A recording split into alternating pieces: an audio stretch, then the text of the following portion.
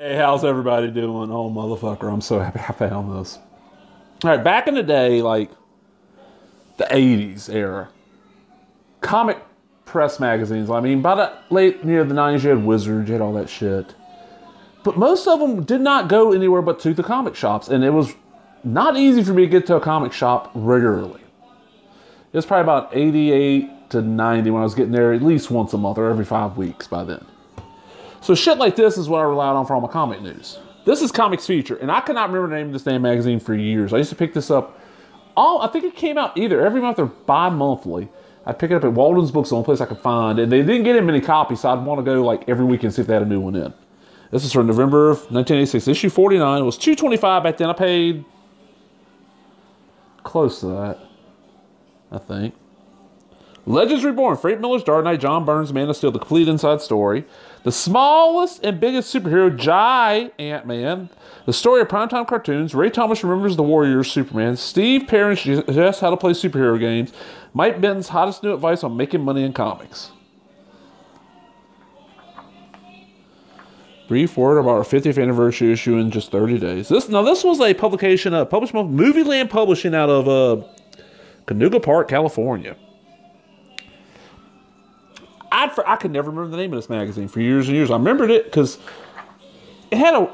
Okay, this is talking about the Kirby original art return. Spider-Man versus Wolverine. They're kind of hinting at something connected to Spider-Man. Spider-Man's going to happen. And we know now that Ned Leeds got killed in it. And he was the Hobgoblin, maybe? Bob Layton to rejoin Dave Michelini on Iron Man. That's kind of cool. Legends. The entire Legends thing. Letters. Nice little piece of fan art with Judge Dredd and Batman. These are I always enjoyed this because it has similar thing like this in Amazing Heroes. I just could not get Amazing Heroes. I would have loved Amazing Heroes back in the 80s. But listen to all the comics coming out. Like Watchmen #5. The hero killer strikes in as Rorschach goes berserk. Direct sales only. Anything else neat? Angel Love. That's actually a really good series. Electric Wars. Elvira's House of Mystery is pretty good. GI Combat was still coming out. Wow. Secret Origins, that is a great series. Okay, this is the Phantom Stranger Origin issue. That is a really, really well done issue. Worth checking out. You find it in cheap bins usually. Booster Gold, decent series. Infinity Inc., decent series. Swamp Thing, damn. More, well, it's only 50. Yeah, More was still on Swamp Thing. More was all over DC in 86. I forget about that. Titans 27, so that's us, the direct sales. We're already on the direct sales run. Okay. All-Star Squadron. That was decent by still then. Dark Knight hardcover album. Reprint the entire cycle with slight corrections and additional material. Okay. Does anybody know if this actually happened? Is there any difference? Because I've read the 4 issues make up the Dark Knight Returns.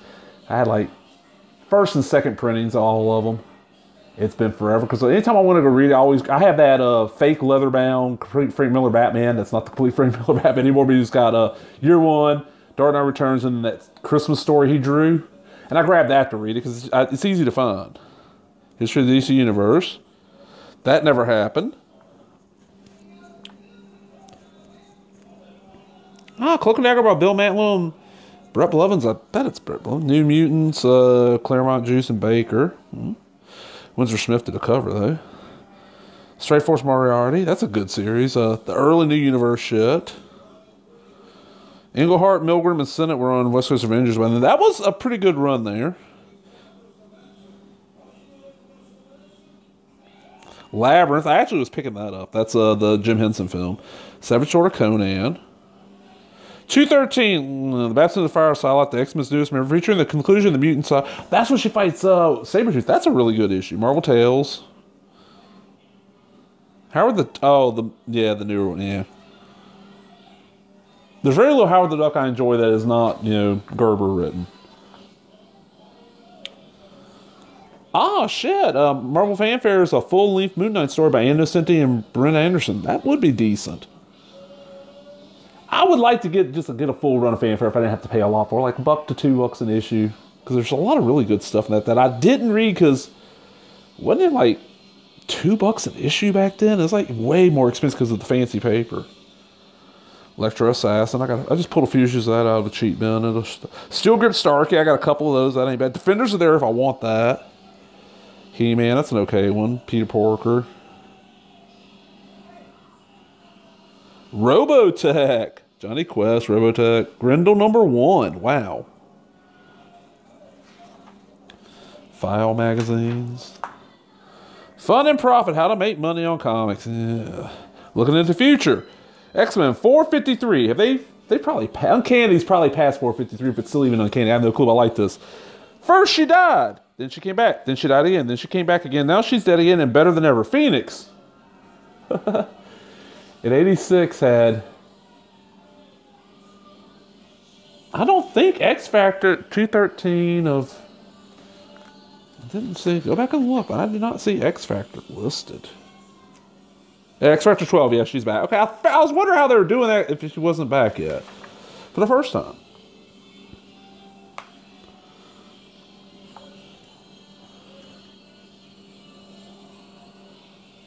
I was talking about light destroying comics. This is what got me reading this. This is like, you know, telling old, like, stories and, like, issue by issue of old. Like, there was a Legion of Superheroes one that I fucking love because as a young kid, I was a huge Legion of Superheroes fan. That was, like, the only DC thing. Until Titans started, the only DC thing I gave a flying fuck about. Batman was cool. I didn't read it often.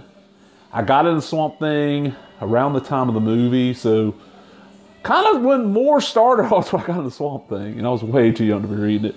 But Legion of Superheroes was my shit. And this Ant-Man one, I remember reading this one and enjoying it. Because I had this issue. I can remember sitting in the fucking Pizza Hut on Denny Avenue in Pascagoula, Mississippi. I don't know if the Pizza Hut's still there or not. With the movie theater right behind it. I just went to the mall over in Gaucher, which I know doesn't exist anymore. And was sitting there eating pizza and reading this magazine. And all the different primetime cartoons. CBS Cartoon Theater, which showed like Terry Toons. The Boing Boing Show, which is Gerald McBoing. Of course, Beanie and Cecil, I didn't know that was over primetime. Flintstones, of course, long run. Bugs Bunny Show, okay. Bullwinkle Show, I forget that did primetime. Top Cat, yeah, Calvin and the Colonel. Alvin Show, Jetsons, Johnny Quest. Famous Adventures of Mr. Good's one I didn't know about. Where's Huddles? I forget about that. Wait till your father comes. They rag on this. I love that show. Bugs Bunny Roadrunner Show. 86. What did not happen in 86? The fucking Simpsons hadn't happened. Now there's primetime cartoons all over. And this is the article, and this is a really, really good article. Look at this. You have blended Frank Miller and John Byrne artwork. And this was, remember 86? I think like maybe the first issue was out. There's that Batman, Frank Miller drawn Christmas story I was talking about. And a lot of, it was weird is that you got Frank Miller talking about how he does not hate Robin in his, like this interview. John Byrne's Superman. It was an interesting reboot, Superman at War, Part 2 by Roy Thomas, who when I was reading this, I probably didn't realize it was the same Roy Thomas I was writing some of the comics. Henser Game Masters. I never read that article when I was a kid. Now I'm reading it. I remember wanting these miniatures though. Wanting the Teen Titans one and the Batman ones. Yeah. And this Toon game sounded cool to me. I remember that. Toon. He plays a cartoon. Magazine backlist, of course. Weird Fantasy. They would go like pre-Silver Age and do like a spotlight on shit. And this is just a really good one on Weird Fantasy. Quite a few pages. Some panel reprints. And back then I knew of the EC shit. You just couldn't get a hold of it. Outside of a comic shop. It was, you know, really it was when Russ Cochran, R.I.P. sir, got those double, like, it was like, you know, Tales from the Crypt and a Weird Fantasy issue. You know, it was 2 issues and 1 reprints that were hitting newsstands for like $2. That's when you could easily get a hold of them without having to go to the comic shop. But yeah. Anybody else remember Comics Feature? I'm just so happy I found this. So, hope you enjoyed that. If you did, give me a thumbs up, leave a comment, subscribe. Talk to everybody later. Bye-bye.